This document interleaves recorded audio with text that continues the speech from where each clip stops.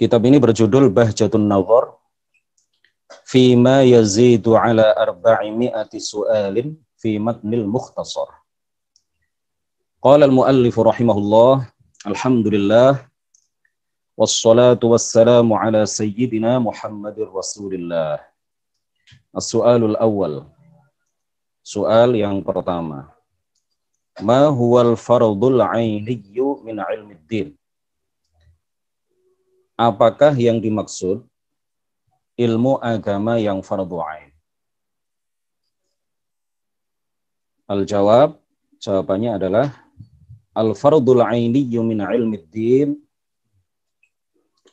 ilmu agama yang fardhu 'ain, huwa adalah al-qadr, kadar, bagian, al-qadru, kadar, bagian, alladzi yajibu ta'allumuhu, yang wajib dipelajari, min ilmil i'tiqadi, yang berupa ilmu aqidah atau mulai dari ilmu aqidah, wa minal masailil fiqhiyyati, juga permasalahan-permasalahan fiqih, wa min ahkamil muamalati, beberapa bagian dari hukum-hukum muamalat, hukum jual beli, hukum sewa menyewa, dan lain sebagainya. Liman yata'ataha, bagi orang yang melakukannya. Wa ghairiha, dan lain-lain. Kama arifati ma'asil qalbi, seperti mengetahui, dan lain-lain ini mencakup apa saja? Di antaranya adalah kama arifati ma'asil qalbi, seperti mengetahui atau mempelajari maksiat-maksiat hati. Wal jawarihi, anggota-anggota badan. Kal lisani, anggota badan seperti apa? Kal lisani, seperti lisan. Wa ghairihi, dan lain-lain, dan selain lisan. Wa ma'rifatil zahiri min ahkamiz zakati, mengetahui dan juga mengetahui hukum-hukum zahir, hukum-hukum dasar, min ahkamiz zakati, dari hukum-hukum zakat, mengetahui hal-hal dasar, mengetahui hal-hal yang zahir, hal-hal yang pokok, min ahkamiz zakati, dari hukum-hukum zakat, liman tajibu alaihi, bagi orang yang wajib membayar zakat. Wal haji, juga haji, lil mustati'i, bagi orang yang mampu. Qala Rasulullah sallallahu alaihi wasallam, talabul ilmi fariidatun ala kulli muslimin. Rawahul Baihaqi. Mempelajari ilmu agama yang pokok adalah kewajiban bagi setiap orang muslim, baik laki-laki maupun perempuan. Mempelajari ilmu agama yang pokok adalah fardhu ain bagi setiap orang muslim, baik laki-laki maupun perempuan. Jadi ilmu secara umum itu terbagi menjadi dua. Bukan hanya ilmu agama, ilmu secara umum itu dibagi oleh para ulama menjadi dua. Yang pertama adalah ilmu yang fardhu ain, dan yang kedua adalah ilmu yang fardhu kifayah. Ilmu yang fardhu ain adalah kadar dari ilmu agama, sebagaimana disampaikan di dalam kitab ini, sebagaimana maktub di dalam kitab ini. Ilmu yang fardhu ain adalah bagian dari ilmu agama yang wajib diketahui oleh setiap orang yang sudah balik dan berakal. Para ulama menyebutnya sebagai ilmu din al-daruri, atau al-fardul ainiyyu min ilmiddin. Ilmu din al-daruri, ilmu agama yang pasti dibutuhkan oleh setiap orang mukallaf. Pasti dibutuhkan oleh setiap orang mukallaf. Sementara ini ada chatnya Pak ini. Jelas ya? Baik.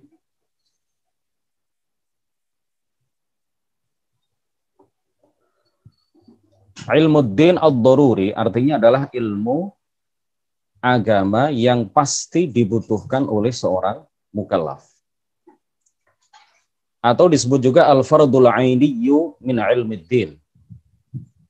Fardhu ain, bagian yang fardhu ain dari ilmu agama, bagian yang fardhu ain untuk dipelajari dari ilmu agama. Atau juga disebut ilmul hal. Ilmul hal, ilmu yang saat ini juga wajib dipelajari. Ilmu yang saat ini juga begitu menginjak usia balik, seseorang balik, berakal, maka saat itu juga, seketika itu juga tidak boleh ditunda, bagian dari ilmu agama ini wajib untuk dipelajari olehnya. Makanya disebut sebagai ilmu al-hal, ilmu yang seketika ini juga, saat ini juga, sekarang ini juga tidak boleh ditunda. Begitu seseorang menginjak usia balik, dia berakal, maka wajib saat itu juga tidak boleh ditunda-tunda lagi untuk mempelajari bagian dari ilmu agama yang hukum mempelajarinya fardhu ain ini. Jadi disebut ilmu din ad-daruri, karena ilmu ini adalah ilmu agama yang dibutuhkan di dalam keseharian, ya, dan di waktu-waktu tertentu oleh seorang muslim. Kalau dia tidak mengetahui ilmu ini, maka dia akan cepat atau lambat pasti akan terjatuh ke dalam perbuatan-perbuatan yang haram tanpa dia sadari, atau meninggalkan kewajiban tanpa dia sadari, tanpa dia ketahui. Karena dia tidak tahu ilmunya, tidak tahu mana yang wajib, mana yang haram. Tidak tahu apa saja yang Allah wajibkan kepadanya, sehingga cepat atau lambat dia pasti akan meninggalkan beberapa kewajiban atau banyak kewajiban tanpa dia ketahui, tanpa dia sadari. Karena dia tidak mengetahui hal-hal yang Allah haramkan baginya, dan hal-hal yang wajib serta hal-hal yang haram ini dipelajari di dalam ilmu din ad-daruri ini, maka cepat atau lambat, mau tidak mau, ya, tanpa dia ketahui, dia akan terjatuh ke dalam beberapa perkara yang diharamkan oleh Allah Subhanahu wa ta'ala. Di dalam ilmu ini, di dalam ilmu agama yang daruri ini, ilmu agama yang pasti kita butuhkan ini, yang tidak bisa tidak harus kita pelajari karena kita butuhkan sehari-hari, atau momen-momen tertentu, waktu-waktu tertentu, seperti apa? Seperti wudhu. Setiap hari kita lakukan wudhu. Maka kita wajib untuk dan butuh untuk mempelajari, wajib dan memang butuh bagi kita untuk mempelajari dasar-dasar tentang wudhu, hukum-hukum dasar terkait dengan wudhu. Karena setiap hari wudhu ini kita lakukan. Kalau kita tidak tahu ilmunya, maka bisa jadi, bukan bisa jadi, maka seseorang yang tidak mempelajari ilmu tentang wudhu, maka wudhunya tidak sah. Dia tidak tahu rukun wudhu, dia tidak tahu hal-hal yang membatalkan wudhu. Kemudian hukum-hukum dasar seputar sholat. Setiap hari sholat kita lakukan. 5 waktu, 5 kali dalam sehari semalam kita melakukan sholat.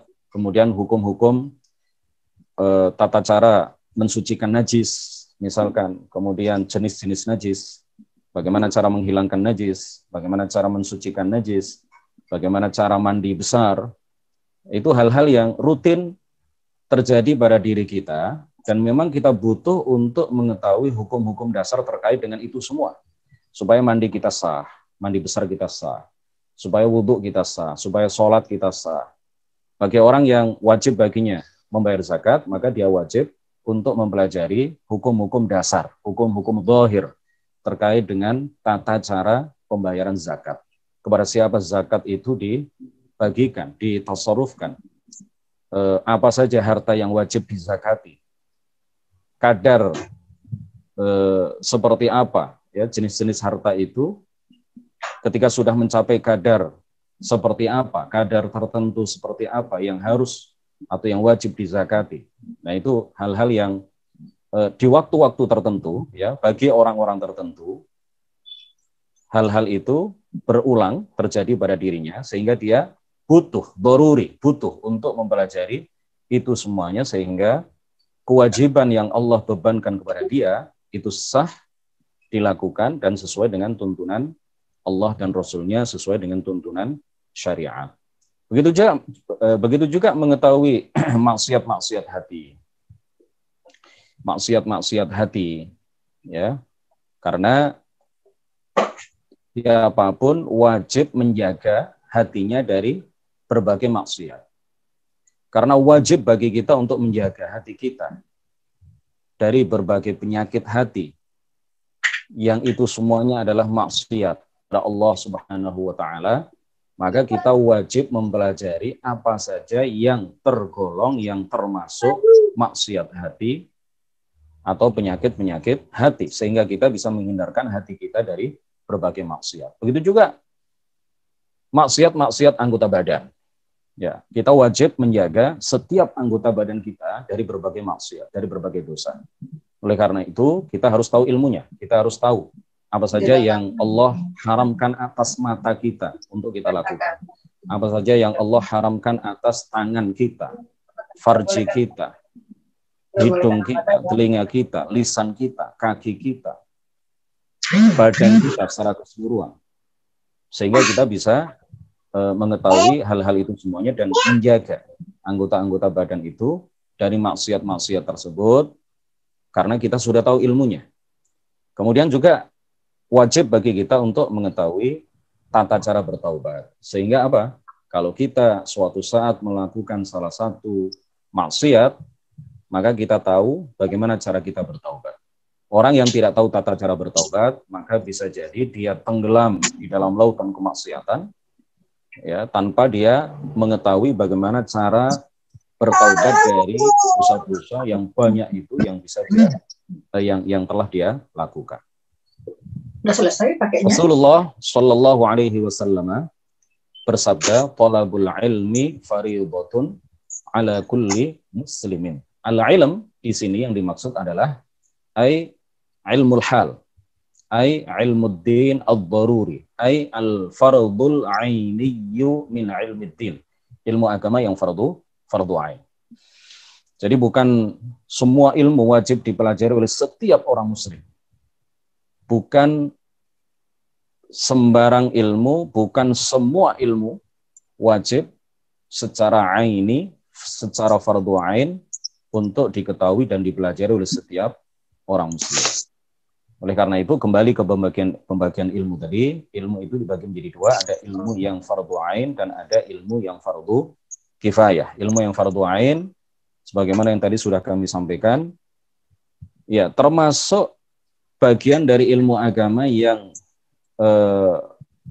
fardu ain, ya termasuk bagian dari ilmu agama yang fardu ain jika seseorang akan mempelajari, akan melakukan hal-hal yang disunahkan seperti sholat tahajud, ya seperti sholat tahajud, maka wajib bagi dia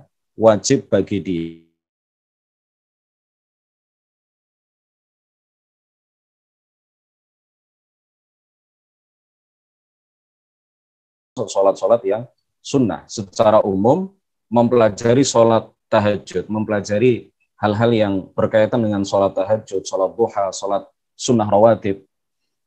Nah ini hukumnya adalah fardu kifayah. Kalau sudah dipelajari sebagian orang, maka sebagian yang lain tidak wajib mempelajarinya. Tetapi bagi orang yang akan melakukan sholat tahajud, wajib bagi dia untuk belajar tata cara tahajud sesuai dengan tuntunan syariat Islam. Kenapa? Karena kita, ya siapapun kita, karena seseorang tidak ilmu tanpa dasar ilmu, ya seseorang tidak boleh masuk melakukan sesuatu apapun yang berkaitan dengan agama, walaupun itu sunnah, tanpa dasar ilmu. Nah, oleh karena itu, ketika seseorang ingin melakukan sholat sunnah, bagi dia wajib mempelajari hal-hal seputar sholat sunnah sebelum dia lakukan, agar dia tidak melakukan ibadah yang fasidah, agar dia tidak melakukan ibadah yang rusak, ya, agar apa yang dia lakukan itu sesuai dengan tuntunan syariat Islam. Nah, yang kedua adalah bagian yang kedua dari ilmu adalah ilmu yang fardu kifayah. Ilmu yang fardu kifayah. Ilmu ini kalau sudah dipelajari sebagian orang, maka sebagian yang lain gugur kewajiban mempelajarinya. Seperti apa?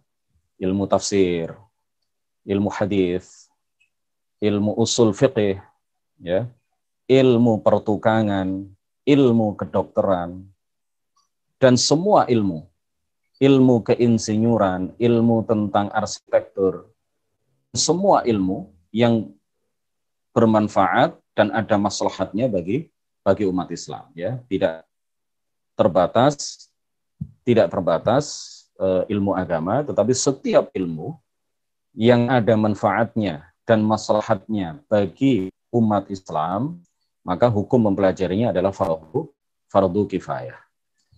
Wajib ada di antara umat Islam, wajib ada di antara umat Islam orang-orang tertentu yang belajar ilmu tentang kedokteran. Wajib di antara umat Islam secara fardu kifayah, orang-orang tertentu, ya, di daerah-daerah tertentu yang mempelajari ilmu tentang matematika, ya, misalkan, atau ilmu tentang hal yang apapun itu, pertukangan dan lain sebagainya, yang bermanfaat bagi kemaslahatan dan kepentingan umat Islam. Nah, jadi ilmu itu secara umum dari segi kewajiban mempelajarinya, dari sisi kewajiban mempelajarinya dibagi menjadi dua. Ilmu yang fardhu ain, yang diwajibkan oleh Allah untuk dipelajari setiap orang yang sudah balik dan berakal. Ya, wajib dipelajari, diketahui oleh setiap orang yang balik dan berakal. Kalau seseorang sudah balik dan berakal, dia tidak belajar ilmu ini, maka dia bermaksiat. Ya, sudah belajar tapi tidak diamalkan. Dia sudah menggugurkan satu kewajiban, yaitu apa? Kewajiban mempelajari ilmu agama yang Allah wajibkan kepadanya, yang disebut dengan ilmu agama yang fardhu ain, atau ilmu din ad-daruri, ilmu agama yang pokok, ilmu agama yang dibutuhkan oleh setiap orang, atau disebut ilmu hal. Sudah belajar tapi tidak diamalkan. Ya, sekali lagi kewajiban. Tinggal satu kewajiban lagi yang wajib dia lakukan, yaitu apa? Mengamalkan, mempraktekkan, mengaplikasikan ilmu agama yang fardhu ain yang telah dipelajari itu di dalam kehidupan sehari-hari. Ya, daripada orang yang melakukan sholat, misalkan, ya, orang yang beramal sebagainya tanpa dasar ilmu, dia masuk, ya, ke dalam satu perbuatan, dia melakukan satu perbuatan yang berkaitan dengan agama, sholat, zakat, dan sebagainya, aktif dia melakukan itu, tetapi dia tidak pernah mempelajari hal-hal itu. Dia tidak pernah mempelajari hal-hal mendasar terkait dengan itu. Dia tidak pernah belajar hukum-hukum tentang hal-hal itu. Maka orang yang seperti ini, ya, orang yang seperti ini melakukan sesuatu tanpa dasar ilmu, bisa jadi apa yang dia rusak lebih banyak daripada apa yang dia perbaiki. Man kana amaluhu ilmin kana ma yufsiduhu aktsara mimma yuslihuhu. Ya, dawuhnya atau perkataan yang disampaikan oleh Khalifah Umar Ibn Abdul Aziz, Khalifah Rashid yang keenam, ya, kata para ulama. Jadi ada Al-Khulafa Al-Arba'ah, ada khalifah yang 4 itu, kemudian setelahnya adalah Hasan bin yang tidak lama menjabat sebagai khalifah, dia juga khalifah yang rasyid. Kemudian khalifah yang rasyid yang keenam adalah Sayyiduna Umar Ibn Abdul Aziz, ya, yang wafat muda, mati muda, tetapi menjadi mujaddid abad yang pertama. Mati muda, usia beliau ketika wafat tidak sampai usia 40 tahun. Ya, beliau meninggal tidak sampai usia 40 tahun. Tetapi apa yang beliau lakukan, keadilan yang beliau keadilan yang beliau lakukan ketika menjabat sebagai khalifah itu dikenang sepanjang masa, ya, dikenang sepanjang masa, sebagaimana keadilan yang telah diterapkan oleh kakek buyut beliau, yaitu Sayyidina Umar Ibnul Khattab radhiyallahu anhu. Nah, beliau mengatakan apa? Man kana amaluhu bila ilmin. Seseorang yang amalnya, perbuatannya tidak didasarkan pada ilmu, kana ma yufsiduhu aktsara mimma yuslihuhu. Apa yang dia itu lebih banyak daripada apa yang dia perbaiki. Jadi seseorang yang amalnya tanpa ilmu, seseorang yang sholat tanpa dasar ilmu, seseorang yang berpuasa Ramadan tanpa dasar ilmu, seseorang yang haji tanpa dasar ilmu, tanpa belajar mengenai hukum-hukum dasar terkait dengan ibadah-ibadah, amal-amal soleh yang dia lakukan, itu kemungkinan besar apa yang dia lakukan tidak akan diterima, tidak sah, dan tidak akan diterima oleh Allah Subhanahu wa Ta'ala. Orang yang beramal tanpa dasar ilmu, dosanya dua. Orang yang mempelajari ilmu agama yang fardhu ain dan tidak dia terapkan dalam kehidupan sehari-hari, dosanya satu. Jadi lebih besar dosa orang yang beramal tanpa ilmu daripada orang yang berilmu kemudian tidak mengamalkan ilmunya. Karena orang yang berilmu tanpa mengamalkan ilmunya, dia telah mengugurkan satu kewajiban. Yaitu apa? Kewajiban mempelajari ilmu agama yang fardhu ain. Ya, sisa tinggal dia menyempurnakan lagi dengan melakukan dan mengamalkan apa yang dia pelajari. Jadi ini berdosa ini. Kalau belajar ilmu agama yang fardhu ain tidak diamalkan berdosa, tapi dosanya satu. Tetapi orang yang beramal tanpa ilmu itu dosanya dua. Dosa yang pertama adalah dia tidak mempelajari ilmu agama yang Allah wajibkan kepadanya. Yang kedua, dia melakukan hal-hal yang berkaitan dengan hukum, hal-hal yang berkaitan dengan syariat tanpa dasar ilmu, itu dilarang. Yaitu larangan besar di dalam agama bahwa seseorang tidak boleh melakukan apapun, tidak boleh masuk dalam satu perbuatan apapun tanpa dasar ilmu sama sekali. Nah, oleh karena itu, talabul ilmi fardhatun ala kulli muslim. Ini yang dimaksud al-ilm. Al-ilm di dalam hadis ini adalah ilmu agama yang pokok, ya, bukan untuk mempelajari ilmu tafsir. Kita tidak diwajibkan secara fardhu untuk mempelajari ilmu fikih yang mendalam. Kita tidak diwajibkan secara fardhu ain untuk mempelajari ilmu hadis. Kita tidak diwajibkan secara fardhu ain untuk mempelajari ilmu usul fikih. Kita tidak diwajibkan secara fardhu ain untuk mempelajari ilmu matematika, ilmu biologi, ilmu fisika, ya, ilmu kedokteran, ilmu pertukangan, ilmu keinsinyuran, ilmu-ilmu duniawi, ya, yang ada manfaatnya bagi umat Islam secara fardhu ain. Kita tidak diwajibkan untuk mempelajari semua ilmu itu. Kita hanya diwajibkan mempelajari satu bagian, satu kadar dalam ilmu agama yang kita butuhkan sehari-hari dan kita butuhkan dalam waktu-waktu tertentu. Ya, itu saja yang wajib kita pelajari secara fardhu ain, tidak boleh diwakilkan. Tidak boleh seorang ayah mengatakan, ibu sajalah yang hadir di majelis ilmu kitab Mukhtasar Sulamit Taufik. Kalau saya repot ini, saya cari uang lah, saya bagian luar negeri. Ibu saja yang bagian taklim, yang bagian dalam negeri.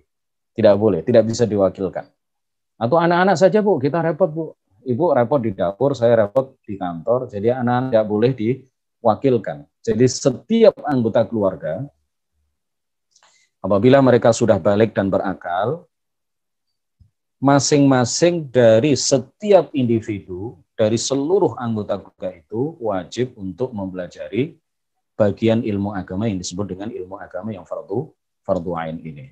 Tidak boleh diwakilkan. Kalau belajar ilmu tafsir, ya udahlah, serahkan kepada anak-anak yang belajar di pondok, kepada para santri yang belajar di pondok untuk memperdalamnya.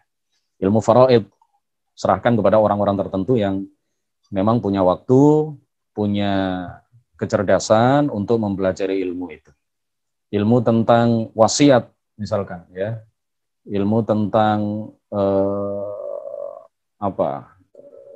apapun, ya, ilmu agama atau ilmu umum yang ada kemaslahatannya bagi umat Islam, yang selain dari apa yang tadi sudah disebutkan, ya, selain dari ilmu agama yang fardhu ain, itu semuanya adalah termasuk ilmu agama yang fardhu kifayah, mempelajarinya boleh diwakilkan kepada yang lain.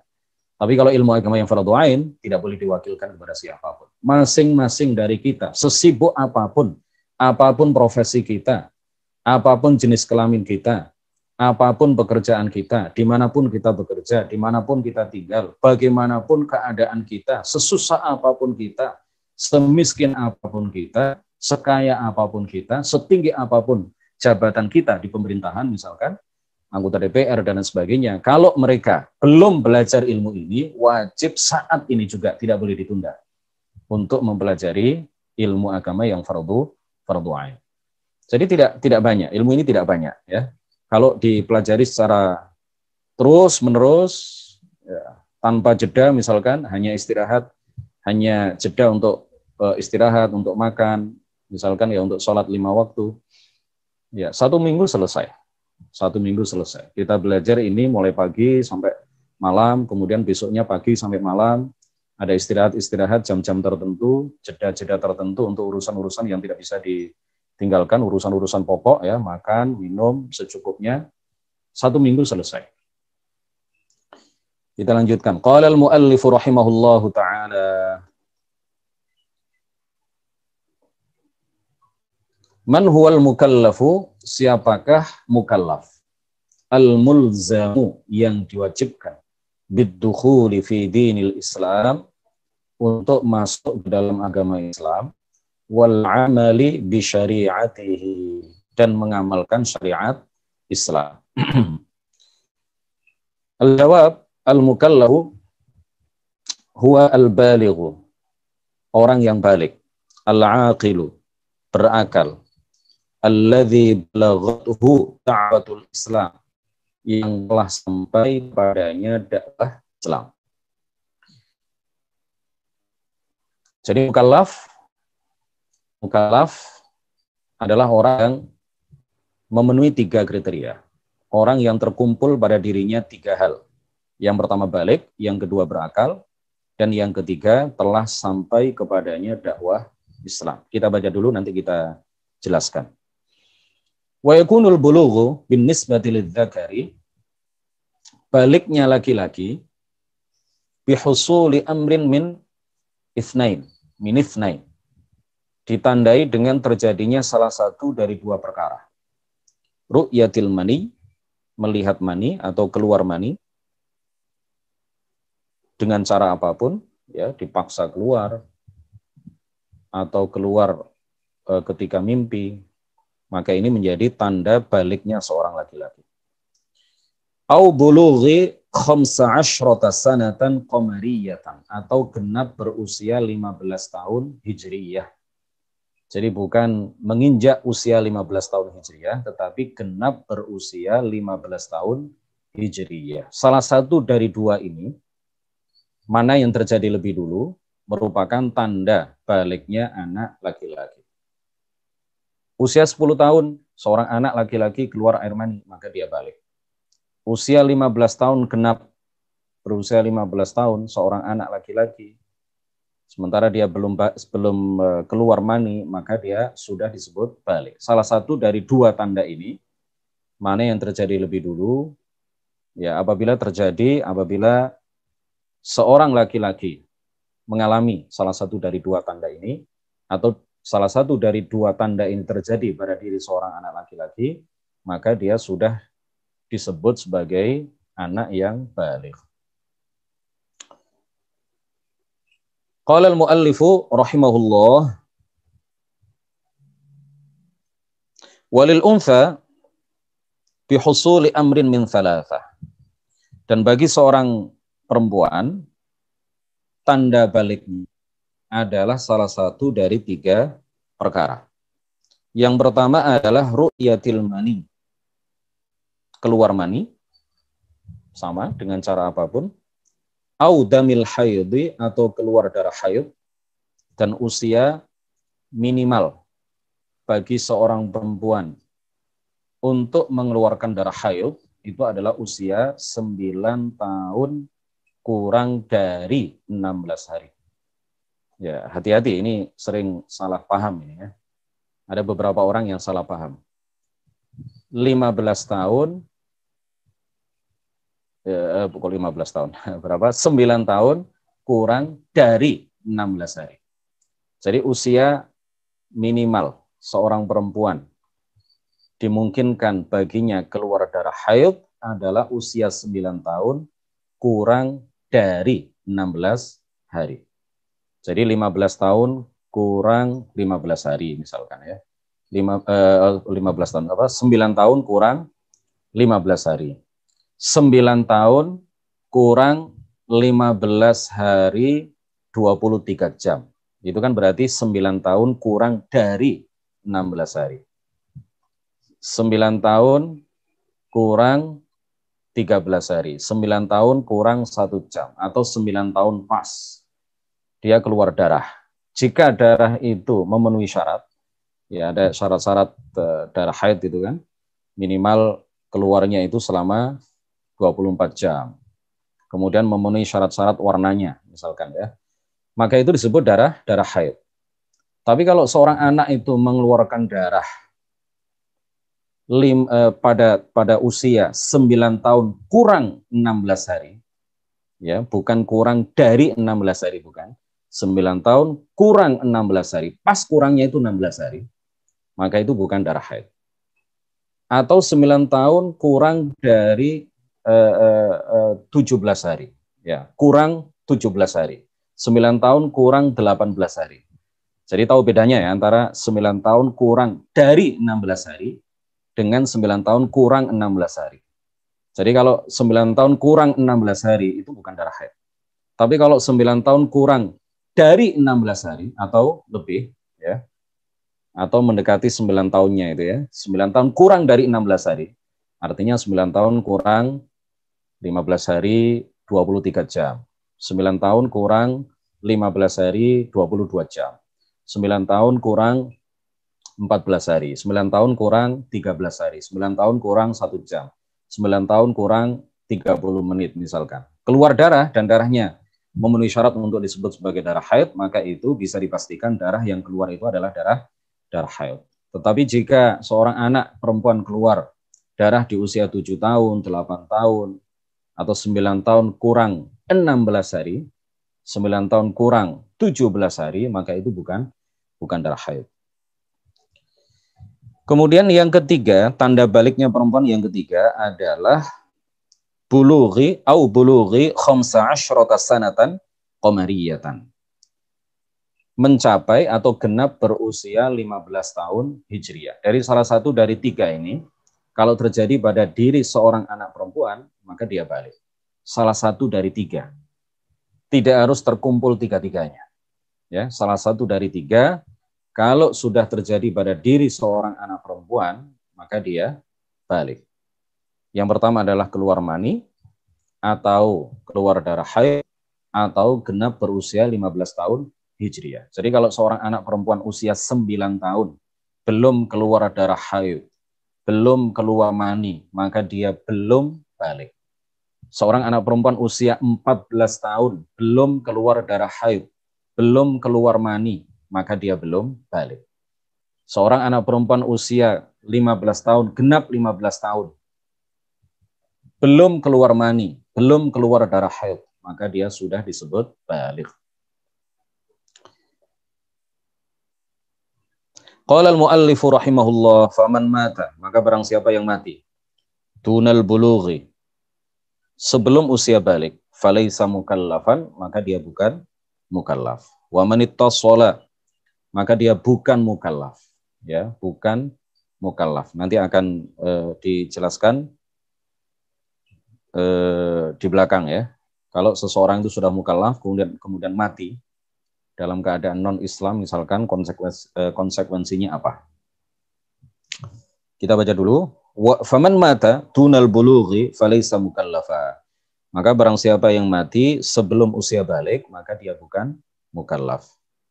Wa man ittasala jununuhu, dan barang siapa yang bersambung gilanya min qablil bulughi, sebelum usia balik, ila ma ba'dahu, gilanya bersambung sampai dia balik. Wa mata, dan dia mati wa huwa majnunun, dalam keadaan gila, falaisa mukallafan, maka dia bukan mukallaf. Begitu juga wa man 'asha balighan, barang siapa yang tumbuh balik, hidup balik, walam yablughu, dan belum sampai kepadanya aslud da'wati, pokok dakwah. Pokok dakwah itu apa? Ai syahadatu an la ilaha illallah wa anna Muhammadar Rasulullah, yaitu bersaksi bahwa tiada Tuhan yang berhak disembah kecuali Allah dan Muhammad adalah utusan Allah, falaisa mukallafa, maka dia bukan mukallaf. Jadi orang yang tidak memenuhi salah satu dari 3 kriteria, maka dia bukan mukallaf.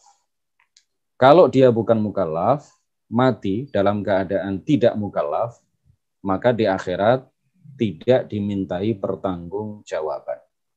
Mati dalam keadaan non-Islam dan tidak menjalankan syariat Islam, ya, mati dalam keadaan bukan mukallaf dan dalam keadaan non-Islam serta tidak menjalankan syariat Islam dan dia bukan mukallaf, sekali lagi, maka orang yang seperti ini di akhirat tidak dimintai pertanggungjawaban. Artinya dia selamat, ya, dia tetap dimasukkan oleh Allah ke dalam surga. Orang yang balik, berakal, tetapi tidak pernah mendengar 2 kalimat syahadat. Balik, berakal, tidak pernah mendengar 2 kalimat syahadat, maka dia bukan mukallaf.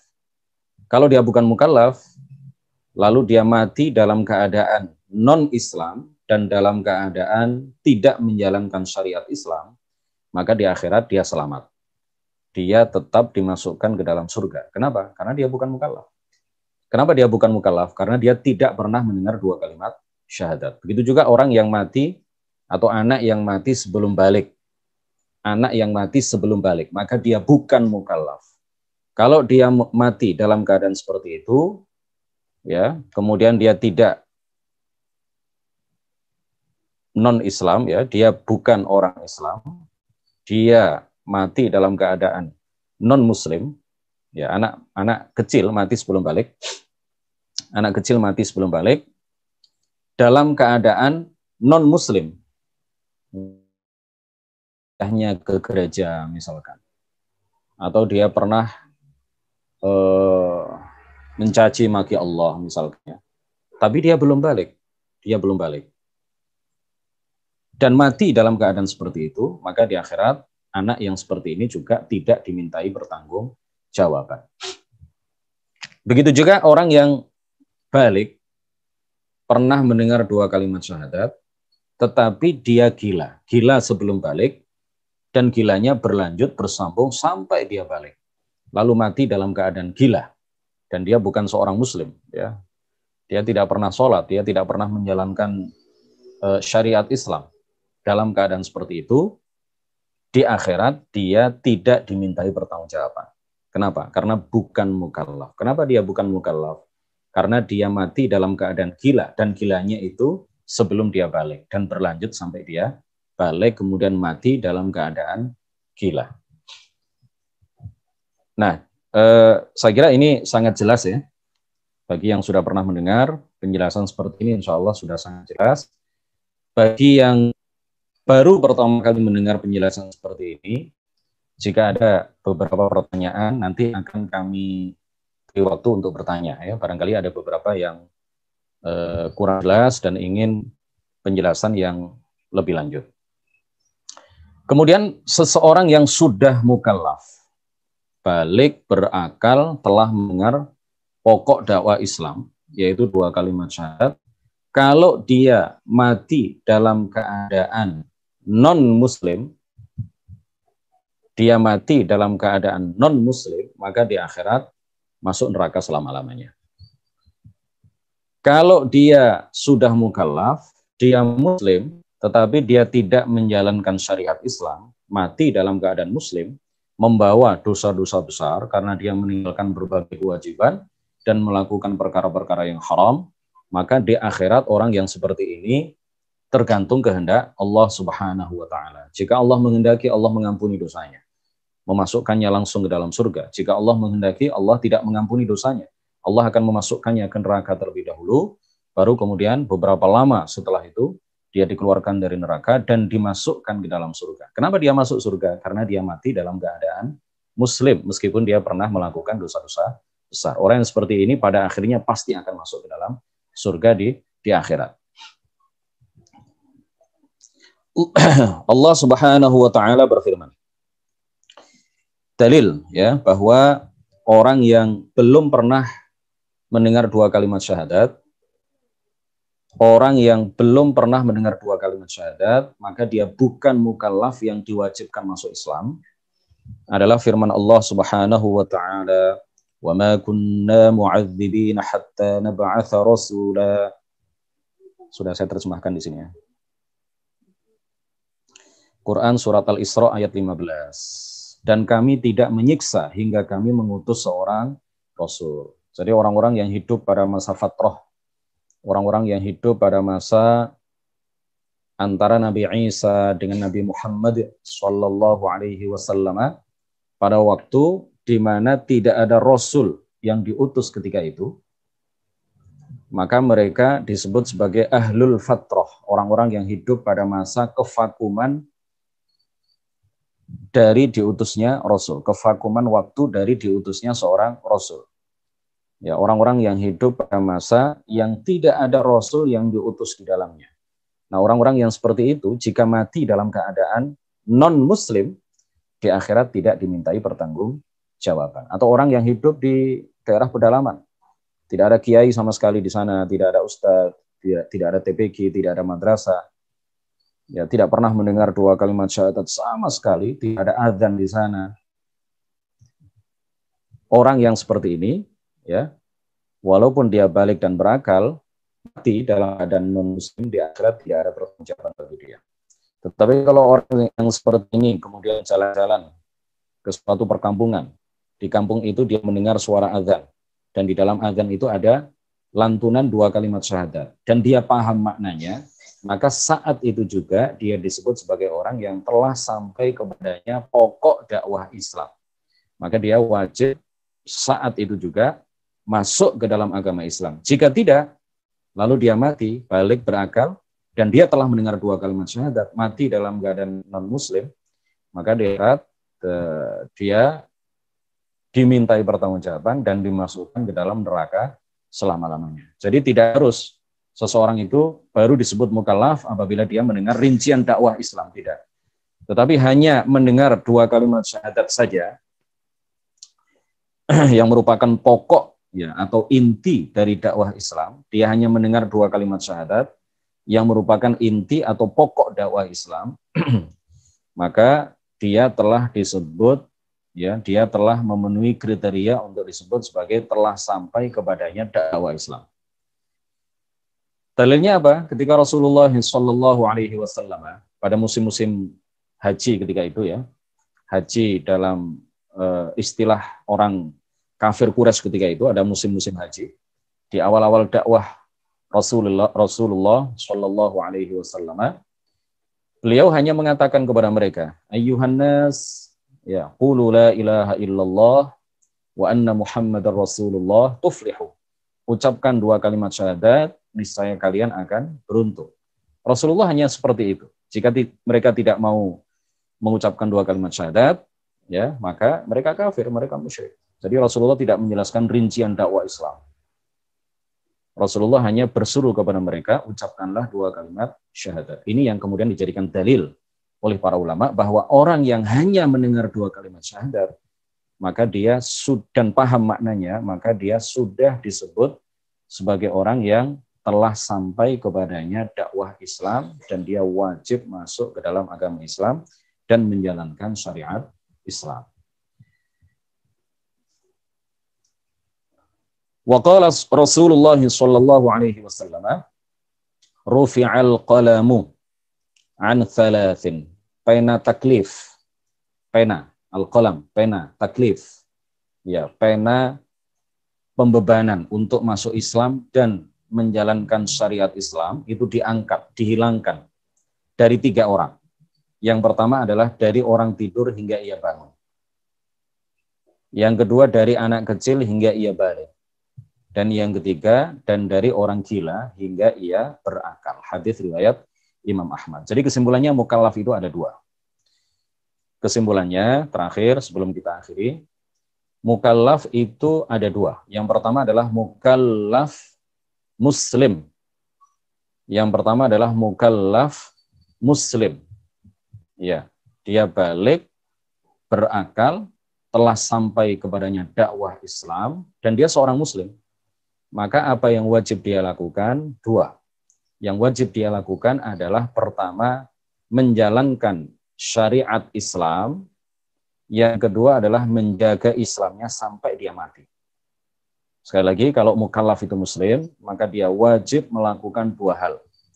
Yang pertama adalah menjalankan syariat Islam, artinya melakukan semua kewajiban dan meninggalkan semua yang diharamkan.